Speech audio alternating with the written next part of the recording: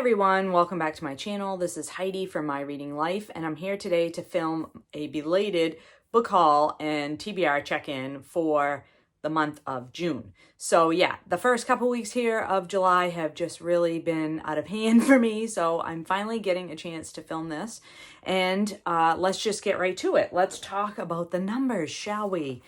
Let's see. So for the month of June, I read a total of 12 books. 5 of those were physical books off my shelf. I brought in 2 new physical copies of books. I did not unhaul any.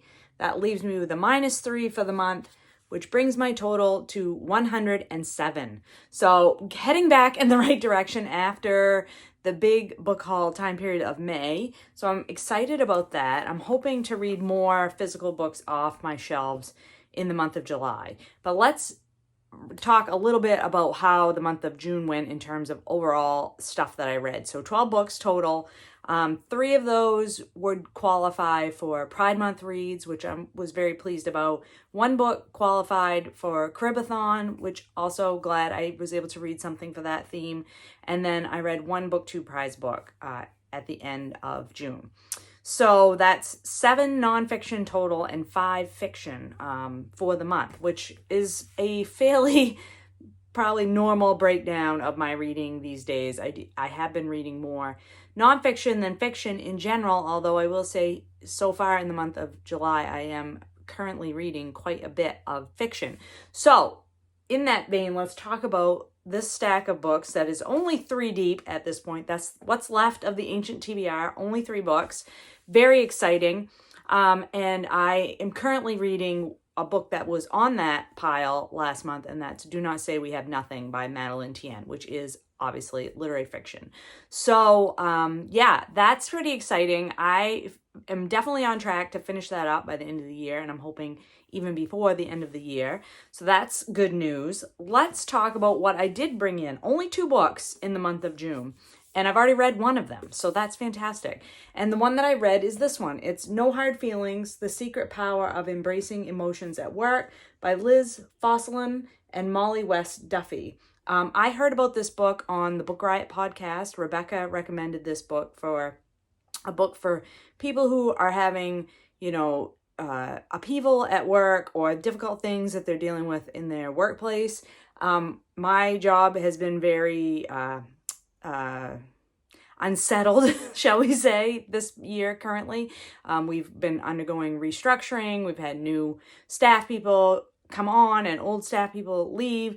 I've just recently gotten a promotion, so lots of stuff happening in my workplace. So I wanted something that sort of explored how to deal with, those kind of things at work. And this book was, I enjoyed it for the most part. It's written in this combination of text and like drawings, illustrations, graphs, charts, little cartoon type things, which makes for a very quick read, very digestible read. But I don't know that there was any new information in here for me. This is a retreading of a lot of topics. Anybody that's read sort of, work-life balance type stuff in the past, you're gonna have probably encountered a lot of this stuff. But a lot of it was things that is helpful to reinforce, especially if you're having difficult times at work. So I did purchase this at the beginning of the month. I'm not supposed to be reviewing it. I'm only supposed to be showing you what I bought. So sorry about that. No Hard Feelings, The Secret Power of Embracing Emotions at Work. That one came in and has already been read, which is fantastic. And then the other book that I picked up was The Poisoner's Ring by Kelly Armstrong. This is book 2 in the Rip Through Time mystery series, historical mystery series. So the first book was called A Rip Through Time, and it followed a female detective from Canada who is ripped back in time to 1850s era Scotland, where she is in the body of a maid, a Scottish maid working in the house of a man who does autopsies, basically, a coroner person. And she has to figure out, first of all, how to get back to her own time. And second of all, she's trying to solve a mystery of some murders that are happening. And the first book was fantastic. So feminist, female-centered, empowering, plus a really good historical look at what it would be like to be a woman in the 1850s in that time period in Edinburgh. And the mystery was satisfying as well. So I just really had a great time with it. So I wanted to read book 2 in the series. And so I picked this one up. My niece, who is reading the series with me, has already read this, but I have not yet picked it up. So I'm hoping to do so very soon and see how the second book in the series goes. So those are the 2 books that I brought in the month of June. I feel very good about that.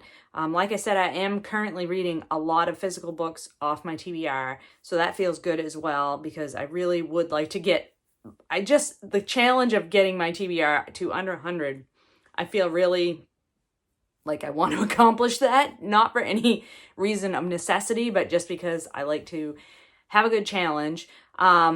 The summer is quite busy for me. I have a lot of events coming up. So last year I read 30 books in 30 days in August, and I do not anticipate that I'm going to be able to tackle that challenge this year.